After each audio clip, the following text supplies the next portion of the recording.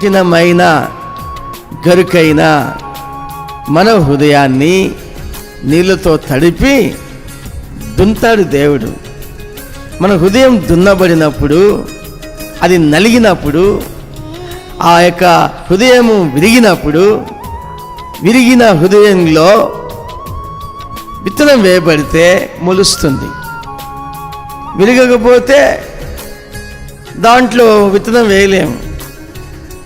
కిందున్న భూమిని నాగలతో దున్నప్పుడు అదంతా విరిగిపోతుంది, తెప్పలు తెప్పలుగా ఉన్నదంతా.